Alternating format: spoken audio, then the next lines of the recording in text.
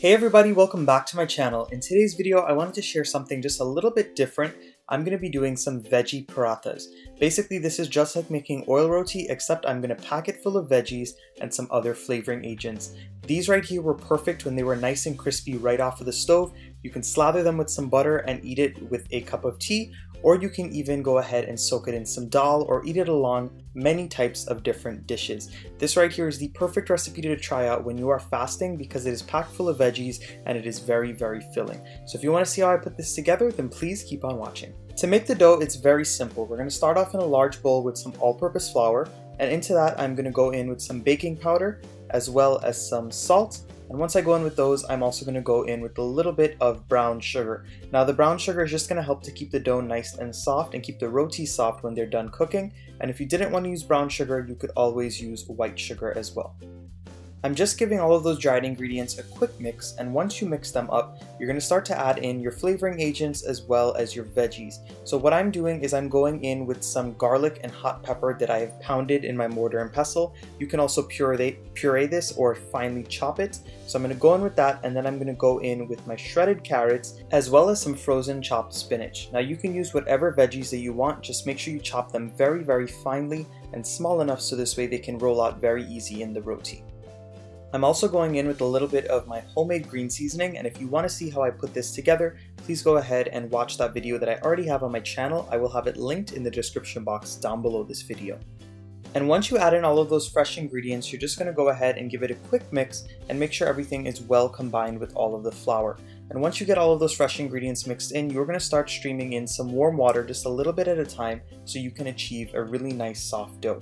What we're trying to get here is just like when you're making regular oil roti, it's just the fact that we have the veggies in it that make it a little bit different. So I'm going to keep on adding water and I'm going to keep on mixing it in a little bit at a time, and once I get to that soft dough texture and it's no longer sticking to my hands, then you'll know that you're done adding water. And once you get the dough to this beautiful texture right here, you know that you are done adding in water and it is ready to be rolled out. So with this roti, there's no need to rest anything, no need to do anything like that. What I'm going to go ahead and do is take this and put it on my board, and I'm going to divide it up into equal sized balls. You can make this as big or as small as you want.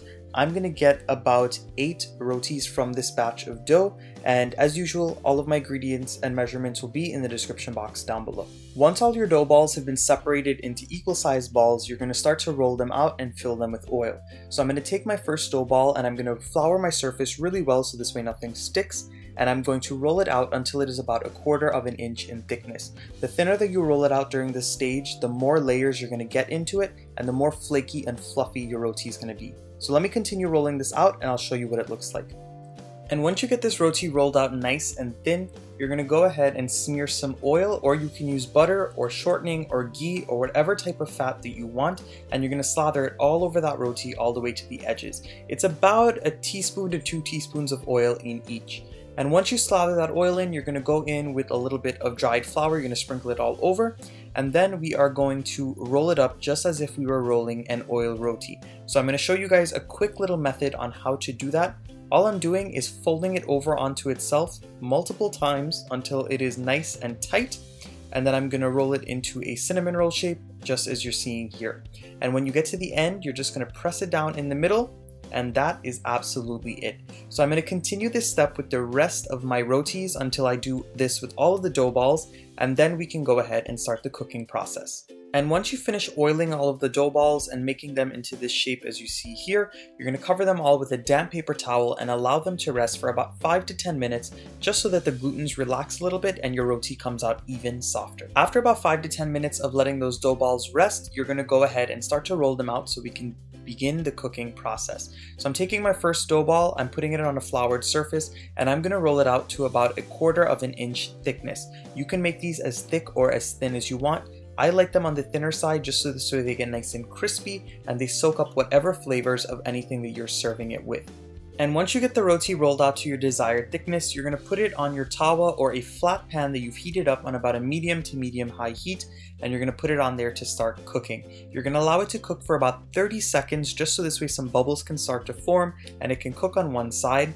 And then once you allow it to cook, you are going to flip it and then you're going to oil this side. So I like to use regular cooking oil like vegetable oil, but you can use any type of fat that you want. You can use butter, oil, ghee, shortening, whatever floats your boat. And once you oil this side, you're going to flip it again, and you're also going to oil the other side, and then you're going to flip it once more and just allow it to cook until it gets nice and golden brown. In total, the entire roti should only cook for about 1 minute to 1.5 minutes.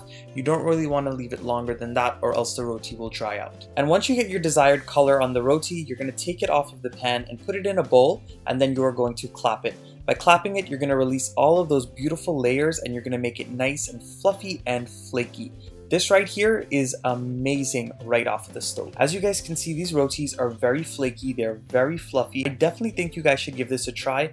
What I did is I served these right off of the stove when they were hot and crispy with a bowl of dal. When you dip this into your dal, oh my gosh guys, it is super delicious.